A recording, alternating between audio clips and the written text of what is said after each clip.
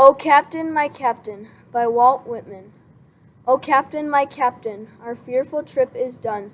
The ship has weathered every wreck, the prize we sought is won. The port is near, the bells I hear, the people all exulting, while follow eyes the steady keel, the vessel grim and daring. But O heart, heart, heart, O the bleeding drops of red, where on the deck my captain lies, fallen cold and dead. O Captain, my Captain, rise up and hear the bells. Rise up, for you the flag is flung, for you the bugle trills. For you bouquets and ribboned wreaths, for you the shores are crowding. For you they call, the swaying mass, their eager faces turning. Here, Captain, dear father, this arm beneath your head. It is some dream that on the deck you've fallen cold and dead. My captain does not answer, his lips are pale and still. My father does not feel my arm, he has no pulse nor will. The ship is anchored safe and sound, its voyage closed and done. From fearful trip, the victor ship comes in with object won. Exalt, O shores, and ring, O bells, but I with mournful tread walk the deck my captain lies, fallen cold and dead. The Kraken, by Alfred Lord Tennyson. Below the thunders of the upper deep, far, far beneath in the abysmal sea, his ancient, dreamless, uninvaded sleep, the Kraken sleepeth. Faintest sunlights flee about his shadowy sides. Above him swell huge sponges of millennial growth and height, and far away into the sickly light, from many a wondrous grot and secret cell, unnumbered and enormous polypi winnow with giant arms the slumbering green. There hath he lain for ages and will lie, battening upon huge sea worms in his sleep. Then once by man an angel to be seen, in roaring he shall rise, and on the surface die. Song for the Last Act by Louise Bogan. Now that I have your face by heart, I look less at its features than its darkening frame. Where quince and melon, yellow as young flame, I quill dahlias and a shepherd's crook. Beyond a garden, there, in insolent ease, the light and marble figures watch the show of yet another summer loth to go. Although the sighs hang in the apple trees, now that I have your face by heart, I look. Now that I have your voice by heart, I read in the black chords upon a dueling page, music that is not meant for music's cage, emblems who mix with words that shake and bleed. Suddenly, the staves are shuttled over with the stark, unprinted silence. In a double dream, I must spell out the storm, the running stream. The beat is too swift, the notes shift in the darkness. Now that I have your voice by heart, I read. Now that I have your heart by heart, I see the wharves and their great ships and architraves. On a strange beach under a broken sky. Oh, not departure? Oh, not departure, but a voyage done. The bales? The bales stand on the stone. The anchor weeps its red rust downward. And the long? The long vine creeps beside the salt herb in the lengthening sun. Now that I have your heart by heart, I see. The Enkindled Spring by D.H. Lawrence. The spring as it comes bursts up in bonfires green, wild puffing of emerald trees and flame-filled bushes, thorn blossom lifting in wreaths of smoke between, where the wood fumes up in the watery flickering rushes. I'm amazed at this spring, this conflagration of green fires lit on the soil of the earth, this blaze of growing in sparks that puff in wild gyration, faces of people streaming across my gaze. And I of what fountain of fire am I among? This leaping combustion of spring, my spirit is tossed about like a shadow, buffeted in the throng of flames, a shadow that is gone astray and is lost. Ships That Pass in the Night by Paul Laurence Dunbar. Out in the sky, the great dark clouds are massing. I look far out into the pregnant night, where I can hear a solemn, booming gun that tells me and catch the gleaming of a random light. that tells me the ship I seek is passing, passing. My tearful. My tearful eyes, my soul's deep hurt are glassing, for I would hail and check that ship of ships. I stretch. I stretch my hands imploring, cry aloud. My voice falls dead a foot from my own lips, but its ghost doth reach that vessel, passing, passing. O earth, O sky, O ocean, both surpassing. O heart of mine, O soul that dreads the dark, is there no hope for me? Is there no way that I may sight and check that speeding bark, which out of sight and sound is passing, passing? I wandered lonely as a cloud by William Wordsworth. I wandered lonely as a cloud that floats on high o'er vales and hills, when all at once I saw a crowd, a host of golden daffodils, beside the lake, beneath the trees, fluttering and dancing in the breeze. Continuous as the stars that shine and twinkle on the Milky Way, they stretched in never-ending line across the margin of a bay. 10,000 saw I at a glance, tossing their heads in sprightly dance. The waves beside them danced, but they outdid the sparkling waves in glee. A poet could not but be gay in such a jocund company. For I gazed and gazed, but little thought the wealth the show to me had brought. For oft when on my couch I lie, in vacant or in pensive mood, they flash upon the inward eye, which is the bliss of solitude. And then my heart with pleasure fills and dances with the daffodils. A Blessing by James Wright.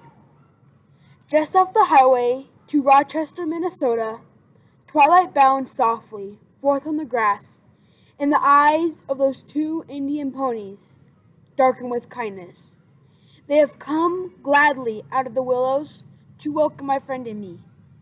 We stepped over the barbed wire into the pasture where they have been grazing all day alone. They ripple tensely. They can hardly contain their happiness that we have come. They bow shyly as wet swans. They love each other. There is no loneliness like theirs. At home once more, they begin munching on the young tufts of spring in the darkness. I would like to hold the slender one in my arms, for she has walked over to me and nuzzled my left hand. She is black and white. Her mane falls wild on her forehead, and the light breeze moves me to caress her long ear that is as delicate as the skin over a girl's wrist. Suddenly I realize that if I stepped out of my body, I would break into blossom. Barter by Sarah Teasdale. Life has loveliness to sell, all beautiful and splendid things. Blue waves whitened on a cliff, soaring fire that sways and sings, and children's faces looking up, holding wonder like a cup. Life has loveliness to sell, music like a curve of gold, scent of pine trees in the rain. Eyes that love you, arms that hold, and for your spirit still delight, holy thoughts that stir the night. Spend all you have for loveliness, buy it, and never count the cost. For one white singing hour of peace, count many a year of strife well lost, and for a breath of ecstasy, give all you have been or could be. Shiloh, a Requiem, April 1862, by Herman Melville. Skimming lightly, wailing still, the swallows fly low. Over the field in clouded days, the forest field of Shiloh. Over the field where April rain souls the parched one stretched in pain. Through the pause of night that followed the Sunday fight around the church of Shiloh. The church so lone, the log-built one, that echoed to many a parting groan. A natural prayer of dying foemen mingled there. Foemen at morn, but friends at eve. Fame or country leaves their care, while like a bullet can undeceive.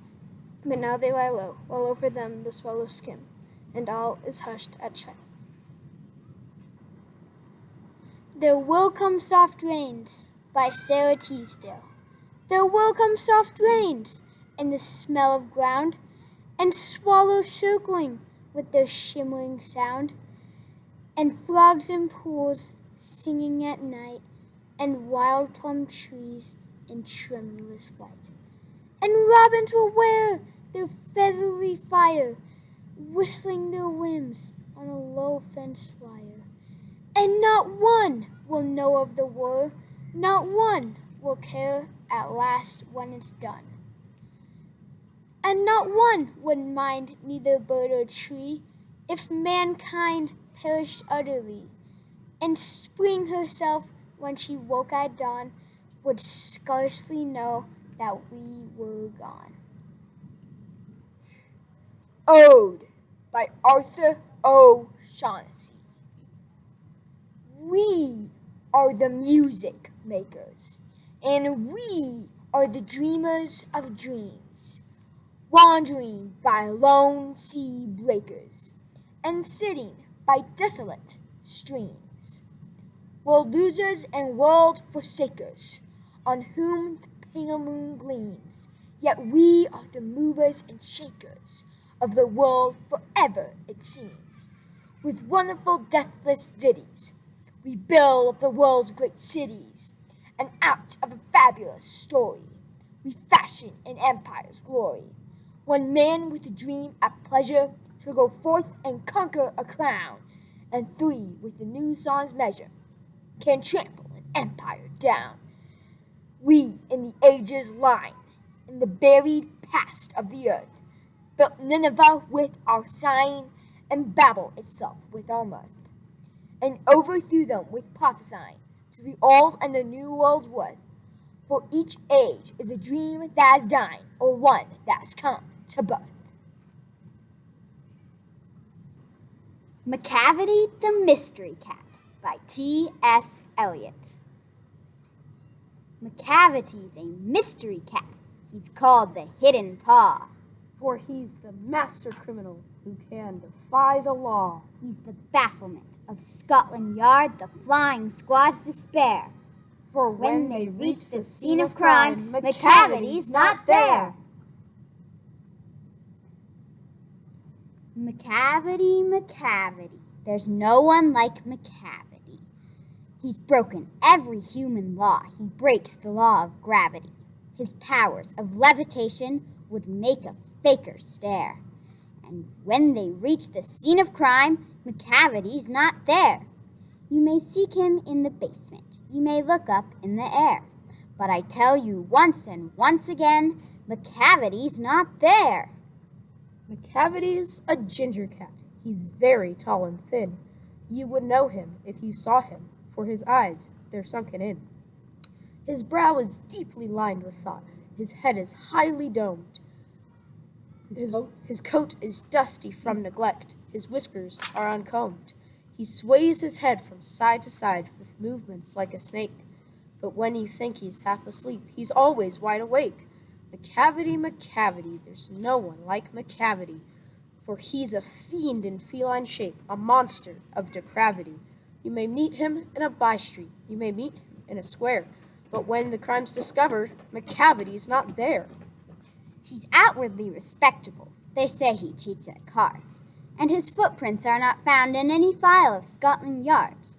And when the larder's looted, or the jewel case has been rifled, or when the milk is missing, or another peak's been stifled, or the greenhouse glass is broken, and the trellis past repair, aye, there's the wonder of the thing, Macavity's not there.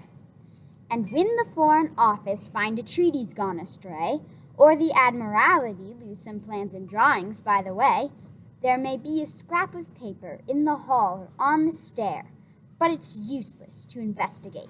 Macavity's not there.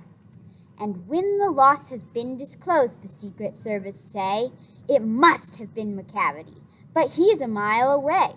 You'll be sure to find him resting, or a licking of his thumb, or engaged in doing complicated long division sums. Macavity, Macavity, there's no one like Macavity. There never was a cat of such deceitfulness and suavity.